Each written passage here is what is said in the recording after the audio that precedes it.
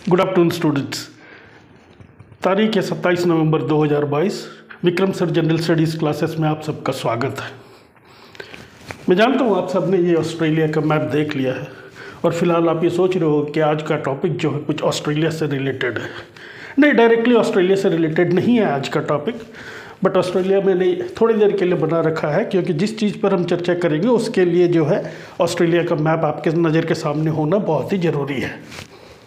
ठीक है, देखिए कई लोग हमें ये होता है ना कि हमें सब बहुत सारे लोग इंडियन में ये कुछ टेंडेंसी मैं ज़्यादा देखता हूँ कि विदेशों में जाके बसना, है ना, कि कई लोग कनाडा में जाके मतलब सेटल हो जाना चाहते हैं, अमेरिका में सेटल हो जाना चाहते हैं, और तो और मतलब आप बिलीव करो या ना करो, कुछ लोग तो जाके इंडिया से जो है एमिग्रेट कर गए हैं, मतलब जो है वो पाकिस्तान में भी जाके सेटल हुए हैं इंडिया से।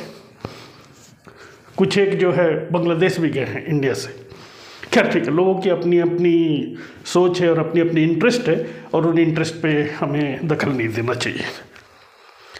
बट क्या आपको पता है कि एक ठीक ठाक सा कंट्री है, अच्छा कंट्री है, और एक मतलब टूरिस्ट लोकेशन है, मतलब दुनिया भर के टूरिस्ट वहाँ आते हैं, महंगाई भी ज़्यादा नहीं है वो कंट्री में, लगभग इंडिया की तरह स्टैंडर्ड ऑफ लिविंग है लोगों की, और फॉरेन कंट्री है, ठीक है, और एक महत्वपूर्ण कंट्री भी है जहाँ पर कि आप जाके सिटीजनशिप मतलब चाहो तो विद इन 2 मंथ्स उस कंट्री के का गोल्डन पासपोर्ट आपको मिल सकता है।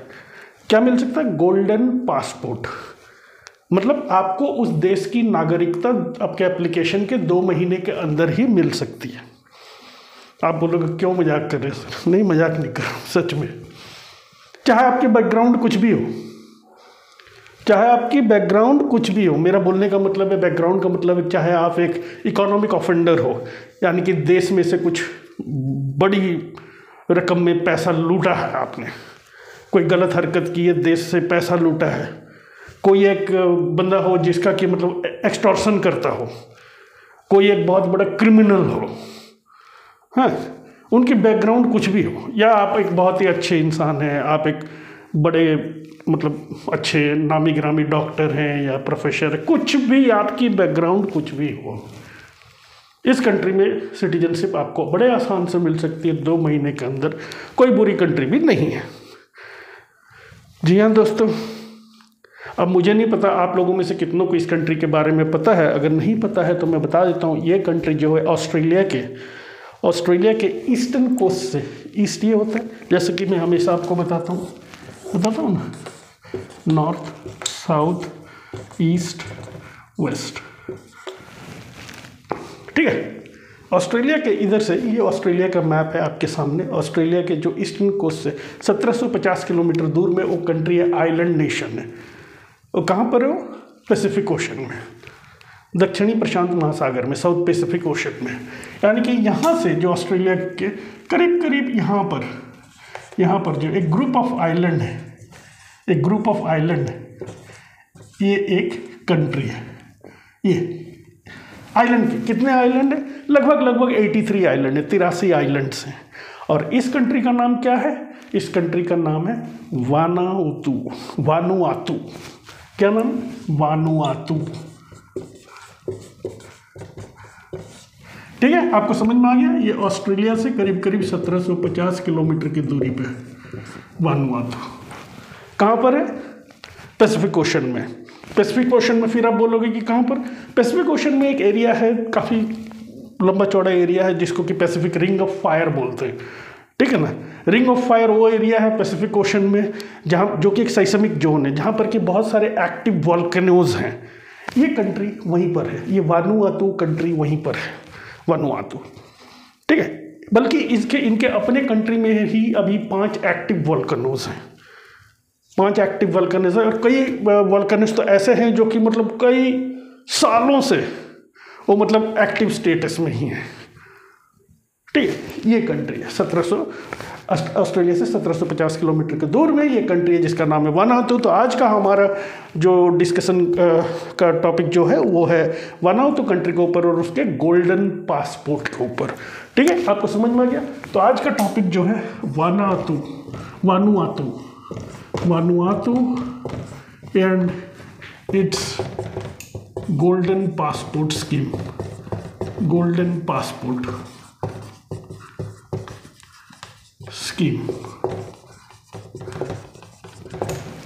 बड़ा ही आसान है, बड़ा ही छोटा सा कंट्री है, ठीक है ना। वानुआतू, ये जो कई सारे आइलैंड्स जो हैं, ये जो ऑलमोस्ट एम्प्टी है, ये आइलैंड जो है अधिकतर जो है यहाँ पर जो एबोर्जिन पीपल वहाँ के आदिवासी ही रहते हैं, अधिकतर जो मूल निवासी जो हैं वहाँ के, जो वहाँ के आदिवासी हैं। हर कंट्री के जो मूल निवासी होते हैं, वानुआतू के भी मूल निवासी जो आदिवासी होते हैं। बाद में कई कंट्रीज़ के लोग आके वहाँ बसना स्टार्ट कर दिए हैं। तो अब ये कंट्री में जो है लोग जाना ही क्यों चाहेंगे? एक तो पैसिफिक रिंग ऑफ फायर में है, ठीक है, और दूसरा जो है मतलब छोटी सी कंट्री है, क्या ज़रूरत है वहाँ पर जाने की। देखिए कुछ तो इम्पॉर्टेंट है इस कंट्री के बारे में। और वैसे कंट्री बहुत ज़्यादा रईस कंट्री नहीं है, मतलब बहुत ज़्यादा रिच कंट्री नहीं है, लेकिन बहुत ज़्यादा पुअर भी नहीं है। अब डिपेंड करता है कि आप रिच और पुअर को जो किस आंकड़े से नापते हो, ठीक है।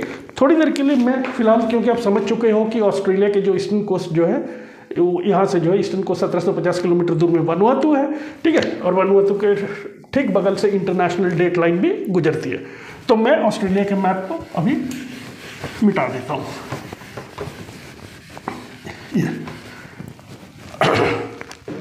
अब जो ये वानुआतू कंट्री है ना, इसमें क्या है, यहाँ की सरकार ने एक अजीब सा स्कीम निकाला।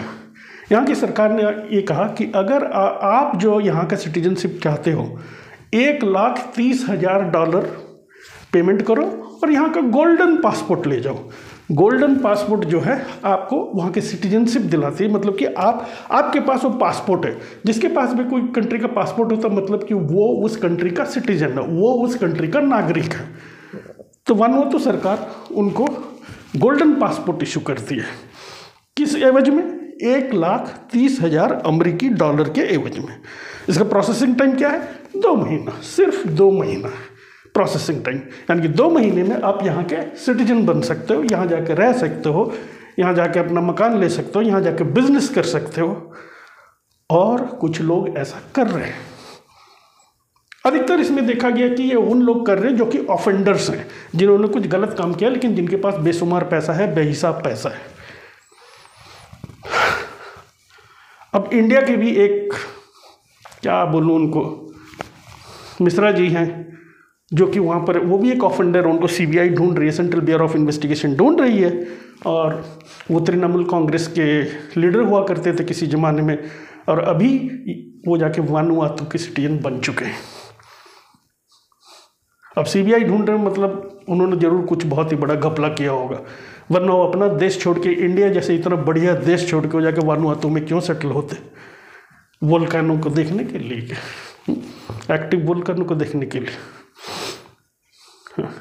वहाँ उसी तरह अफ्रीका के जो है 2 भाई थे, जिन्होंने एक टाइम पे बिटकॉइन, जैसे बिटकॉइन होती है ना क्रिप्टो करेंसी, वहाँ पर की एक अफ्रीका की एक क्रिप्टो करेंसी लॉन्च किया। करेंसी लॉन्च करके बिलियंस ऑफ अफ्रीका के रुपयों में से, मतलब लोगों से पैसा लिया। कई बिलियन डॉलर उन्होंने, जब उनके पास जमा हो गए, उन्होंने एक दिन मतलब लोगों को बता दिया कि हमारी वेबसाइट ही हैक हो गई है, हमने तो अपने सारे जो कॉइन्स जो है, क्रिप्टो करेंसी जो है, वो हमने लूज़ कर दिए। अगर जिनको आइडिया नहीं है कि क्रिप्टो करेंसी क्या होता है या बिटकॉइन क्या होता है, मैं कभी किसी दिन एक दूसरे वीडियो बना दूंगा। क्रिप्टो करेंसी जो कि फिजिकल करेंसी नहीं होता, हाथ में उसको पकड़ नहीं सकते, हाँ, वो सिर्फ आपके कंप्यूटर में होता है क्रिप्टो करेंसी, ठीक है। इसके बारे में मैं डिटेल में फ़िलहाल नहीं जा रहा हूँ। वो दोनों भाई भी जाके वानुआतू में सेटल हो गए, वहाँ का पासपोर्ट ले लिया, गोल्डन पासपोर्ट। उसी तरह सीरिया का एक एग्जॉर्शनिस्ट जो था, जो कि मतलब क्या बोलेंगे, लोगों से पैसा लेता था, छीन के, डरा के, धमका के, मर्डर करके, वो भी जाकर वहाँ बस गया। मतलब इस कैटेगरी के लोग जो वहाँ अप्लाई करते हैं, और वहाँ की सरकार कुछ ज़्यादा पूछताछ करती नहीं है। आप अपना फीस पेमेंट करो, $1,30,000, जो कि भारतीय आज की डेट में भारतीय रुपये में लगभग 1 करोड़ रुपये होता है, 1 करोड़ रुपीज़।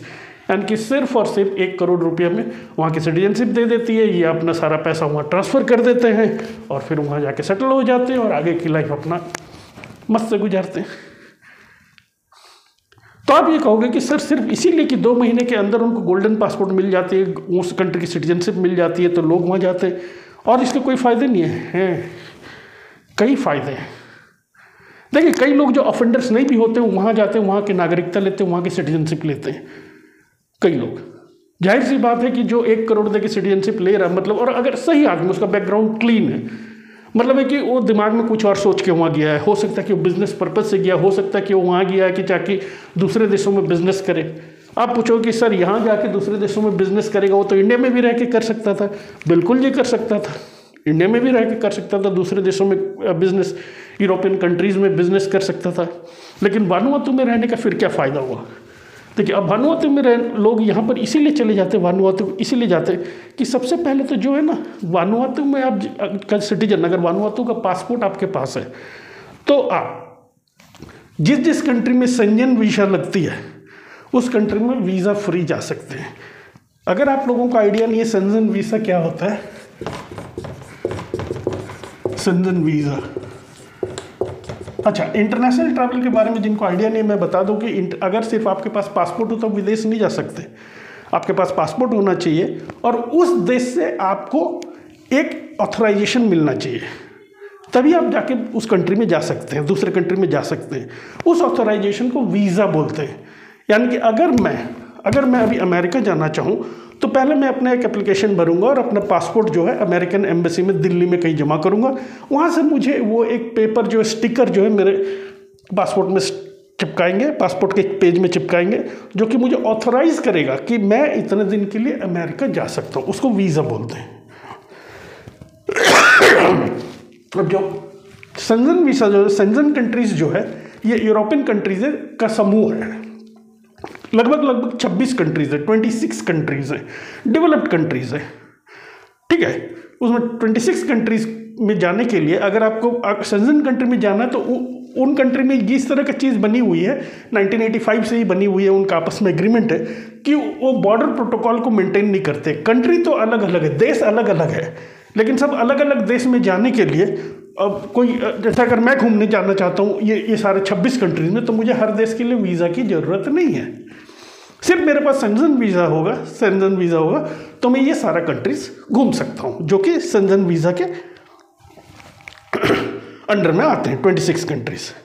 तो वानुआतू के जो रेजिडेंट्स होते हैं, वानुआतू के जो सिटीजन्स होते हैं, वो शेंजन वीज़ा की उनको ज़रूरत नहीं है। यानी कि वो बिना शेंजन वीज़ा के, शेंजन के तहत जो कंट्रीज आते हैं वहाँ जाके वो घूम सकते हैं, रह सकते हैं कुछ दिनों के लिए। डेज की लिमिट होती है, कहीं पर 90 डेज होता है, कहीं पर 120 डेज होता है, लेकिन वीज़ा नहीं चाहिए उनको। और सबसे बड़ी बात, वानुआतू के सिटीजन्स को इवन यूनाइटेड किंगडम, लंदन जाने के लिए भी वीज़ा की ज़रूरत नहीं है, जिसको ग्रेट ब्रिटेन हम लोग बोलते हैं। अब बोलोगे सर ये क्या बात हो गई कि मतलब इतनी क्या ये वानुआतू क्या इतना रईस कंट्री है क्या, जो लंदन वाले भी उनको बोलते हैं कि आप बिना वीज़ा के भी आके हमारे पास रह सकते हो? क्या बात हो गई? मतलब क्या हम क्या वानुआतू सभी मतलब पुअर है? देखिए रिच और पुअर के जो आंकड़े होते हैं ना, ये बड़े जो रिलेटिव जो चीज़ है, इसको डिपेंड करता है कि आप कौन से पैरामीटर से जज कर रहे हो।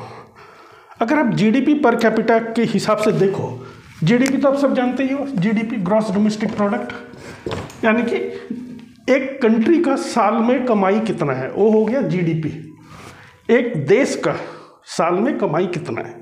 मैं अगर बोलता हूँ कि भारत की जीडीपी जो है $2.7 ट्रिलियन है, यानी कि एक साल में भारत की कमाई जो है $2.7 ट्रिलियन है, यह हो जीडीपी। और दूसरा होता है GDP per capita, GDP per capita, यानी कि प्रति व्यक्ति जीडीपी कितना है, प्रति व्यक्ति जीडीपी कितना है। यानी कि कोई कंट्री का जीडीपी अगर मान के चलिए एग्जाम्पल 100 रुपया है, और उस कंट्री में, उस देश में कितने लोग रहते हैं, सिटीजन कितने रहते हैं, मान के चलिए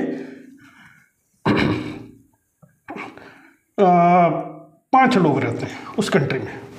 उस देश का जीडीपी जो है 100 है, ग्रॉस डोमेस्टिक प्रोडक्ट 100 है, और वहाँ पर 5 लोग रहते हैं। तो इसका मतलब जीडीपी पर कैपिटा क्या हो जाएगा, जीडीपी पर कैपिटा, प्रति व्यक्ति जीडीपी कितना हो जाएगा, ये जो पूरे जो जीडीपी है उसको नंबर ऑफ सिटीजन से डिवाइड कर दीजिए, यानी कि 20 रुपये, ठीक है। ये जीडीपी पर कैपिटा होता है। ये टॉपिक से बाहर है, तो इस पर हम लोग फोकस नहीं करेंगे। मैं जस्ट ये चाहता था कि आप जीडीपी पर कैपिटा क्या होती है वो जान लीजिए। आज की डेट में मैं 2021 के आंकड़े बता रहा हूँ, 2021 के आंकड़े। 2021 में जो है भारत का जो जीडीपी पर कैपिटा, यानी कि हमारा प्यारा भारत इंडिया का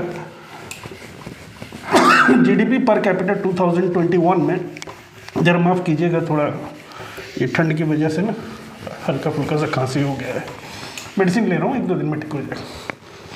तो 2021 में इंडिया का जो जीडीपी पर कैपिटा जो था, 2021 की मैं बात कर रहा हूँ, इंडिया का जो जीडीपी पर कैपिटा ये करीब करीब यूएस डॉलर जो है 2270, ठीक है। इंडिया का वानुअतु का जो है, वानुअतु का जीडीपी पर कैपिटा उसी दौरान 2021 में ही, 2021 में ही यूएसडी जो है 3200 कुछ 12 या ऐसे, यानी कि वानुअतु का जीडीपी पर कैपिटा इंडिया से भी करीब करीब $1000 ज़्यादा है प्रति व्यक्ति। जीडीपी जो है $1000 ज़्यादा। आप देख रहे हैं ना, इंडिया का 2270 जीडीपी पर कैपिटा 2021 का डेटा है ये, 2021, और वानुअतु का 3212। तो इसका मतलब आप कहोगे कि तो फिर वानुअतु हमसे ज़्यादा रिच है। मैंने कहा ना ये कि आप किस चीज़ से देखना चाहते हो कि कंट्री रिच है कि पुअर है। अब हम दोनों कंट्रीज़ को जो है इंटरनेशनली जो है किस रेंज में नापा जाता है, लोअर मिडिल इनकम कंट्रीज, ठीक है, लोअर मिडिल इनकम कंट्रीज, दोनों कंट्रीज को। मतलब ये हो गया कि आपको समझ में इतनी आ गई होगी कि यहाँ के जो लोग जो रहन सहन जो है, खाना पीना, lifestyle, medical services, health services जो गवर्नमेंट की तरफ से ठीक ठाक है। और सबसे बड़ी चीज़ जो है ये एक टूरिस्ट प्लेस है, ठीक है, क्योंकि एक तो पैसिफिक में है, ये एक टूरिस्ट प्लेस है। और ये कंट्री की आबादी बहुत कम है, बहुत ही कम। आप जान के हैरान होंगे कि वानुअतु की आबादी सिर्फ और सिर्फ 3,25,000 है। ध्यान दीजिए, 3,25,000, इनकी आबादी सिर्फ 3,25,000 है। मतलब समझ लो आप, इतनी छोटी सी आबादी, तभी जाके उनका जो जीडीपी पर कैपिटा इतना ज़्यादा शो कर रहा है कि लोग ही कम है। और उस कंट्री का जो है एक्सपोर्ट जो है, बाहर जो लोग सामान बेचते हैं, कोई खास नहीं है। कोपरा है, कोपरा का मतलब होता है जो सूखा नारियल, कोको बीन्स, बीफ, गोमांस, ये सब जो है वो कंट्री एक्सपोर्ट करता है। यही जो है बेसिकली, ये वानुअतु जो है एग्रीकल्चर बेस्ड इकोनॉमी है, ठीक है। सब्सिस्टेंस फार्मिंग वगैरह बहुत ज़्यादा होती है वहाँ पर, हाँ। वो करीब करीब वहाँ के 85% लोग जो है, 85% लोग जो है एग्रीकल्चरल एक्टिविटीज़ में ही अपने आप को व्यस्त रखते हैं। तो ये कंट्री जाने का जो वानुअतु कंट्री, जो लोग जो यहाँ से गलत काम करके जो भागते हैं, यहाँ का गोल्डन पासपोर्ट लेके, जो कि सिर्फ और सिर्फ 2 महीना में इशू हो जाता है, सिर्फ और सिर्फ इसीलिए जाते हैं क्योंकि यहाँ जाने के बाद यूनाइटेड किंगडम उनके लिए फ्री हो गया, पूरा सेंजन कंट्रीज फ्री हो गया, वीज़ा फ्री। जब फ्री मतलब वीज़ा फ्री, बिना वीज़ा के जा सकते हैं। और सिर्फ ये 2 नहीं, आप जानकर हैरान होंगे कि ये 96 कंट्रीज इनके लिए वीज़ा फ्री है। 96 कंट्रीज, कितने? 96 कंट्रीज इनके लिए वीज़ा फ्री है वानुअतु के सिटीजन्स के लिए। और 34 कंट्रीज, 34 ऐसे देश है जहाँ पर उनके लिए वीज़ा ऑन अराइवल है, मतलब वहाँ पहुँच कर वो वीज़ा ले सकते हैं। जैसे हम इंडियंस, हम लोग थाईलैंड जाते हैं ना, अगर कोई घूमने के लिए जाता है तो थाईलैंड में के लिए हमारा जो है वीज़ा ऑन अराइवल है, यानी कि वहाँ जाके वहाँ के जो इमिग्रेशन काउंटर पर हम वीज़ा ले सकते हैं। तो वानुअतु के लिए 96 कंट्रीज़ जो है वीज़ा फ्री है। ये एक मेजर रीज़न है क्यों ये सब ऑफेंडर्स, हाँ, ये सब इकोनॉमिक ऑफेंडर्स जो गलत काम किए, जिनके पास पैसा है, वो देश छोड़ के वानुअतु की सिटीजनशिप ले लेते हैं, वहाँ चले जाते हैं। पर आप कहोगे कि सर ये तब तो सब ठीक है, लेकिन जो यूके, यूनाइटेड किंगडम, लंदन, वो इनको क्यों मतलब ये फ्री वीज़ा फ्री एक्सेस दिया हुआ है? वो इसीलिए दिया हुआ है क्योंकि वानुअतु के जो ट्राइबल्स हैं, यहाँ के जो इंडिजीनियस पॉपुलेशन है, यहाँ के जो आदिवासी हैं, ये जो लंदन के जो रॉयल फैमिली को प्रिंस फिलिप के दौर से ही वो भगवान मानते हैं। प्रिंस फिलिप को वो भगवान मानते हैं, अपने घर में उनकी पूजा होती है वानुआतू में। ये ट्राइबल लोग,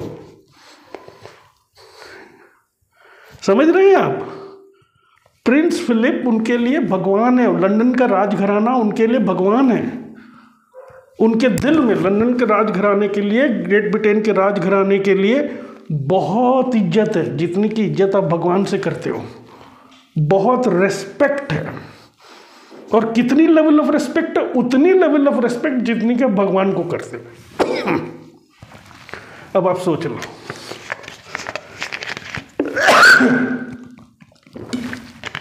ये एक कारण है जिसके लिए कि यूनाइटेड किंगडम जो है इनको वीज़ा फ्री दिया हुआ है। और अब देखिए, सिंगापुर इनके लिए वीज़ा फ्री है, मकाओ इनके लिए वीज़ा फ्री है, कई कंट्रीज इनके लिए वीज़ा फ्री है। अफ्रीका में, साउथ अफ्रीका में इनके लिए वीज़ा फ्री है, कई कंट्रीज हैं इनके लिए वीज़ा फ्री है। इस कारण ये ऑफेंडर्स जो है यहाँ चले जाते हैं, यहाँ से जाने के बाद इनको यूरोप का एक्सेस हो जाता है। हाँ, ये ध्यान दीजिएगा, यूनाइटेड किंगडम जो है, लंदन, ग्रेट ब्रिटेन जो है, ये संजन वीज़ा में नहीं आता है। संजन कंट्रीज़ का जो 26 कंट्रीज़ का लिस्ट में ये नहीं आता है, ठीक है। तो आप पूछेंगे कि तो सर, मतलब कि यूनाइटेड किंगडम का कोई सिटीज़न है, उसको अगर कोई संजन कंट्री में जाना हो तो उसको वीज़ा लेना पड़ेगा? अभी लेना पड़ेगा। क्यों लेना पड़ेगा? क्योंकि पहले यूनाइटेड किंगडम जो है यूरोपियन यूनियन का मेंबर हुआ करता था। EU, यूरोपियन यूनियन का मेंबर होता था यूनाइटेड किंगडम। कौन?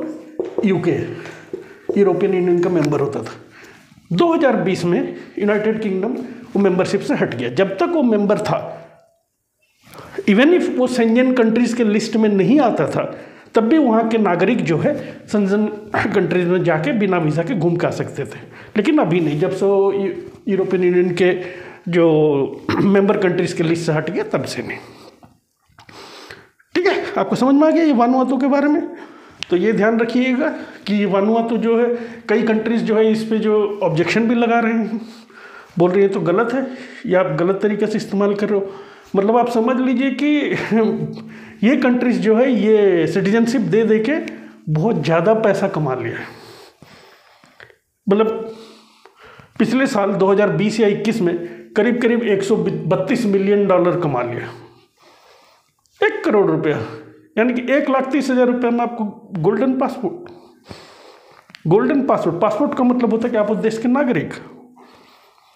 जैसे मैंने बताया आपको, विनय मिश्रा जी जो है तृणमूल कांग्रेस वाले, वो भी वहाँ जाके बैठ गए। जब कई कंट्रीज ने ऑब्जेक्शन किया है वानुआतू के ऊपर कि अरे कम से कम इनका बैकग्राउंड तो चेक करो, आप जो गोल्डन पासपोर्ट दे देते हो पैसा लेके। हाँ, अब वानुआतू ने कहा देखिए, अगर हमारे पास कोई आता है और बोलता है कि हमें आपके कंट्री की सिटीजनशिप चाहिए, हम अप्लाई कर रहे हैं, हम उसको दे देंगे सिटीजनशिप। हाँ, आपके कंट्री में अगर कुछ उसके विरुद्ध केस वगैरह चल रहा है और आप हमें आके इन्फॉर्म करो, तो हम कोशिश करेंगे कि उस जो बंदा अगर हमारे कंट्री में है उसको हम आपके दे देंगे, यानी कि उसको आप अपने कंट्री में ट्रायल के लिए ले जा सकते हो। तो इससे जो है इंटरनेशनल कम्युनिटी थोड़ी सी शांत है, बोला चलो भाई ठीक ठाक है। तो वानुआतू कंट्री को याद रखिएगा, पैसिफिक रिंग ऑफ फायर को याद रखिएगा। वानुआतू कंट्री जो पैसिफिक रिंग ऑफ फायर में आता है।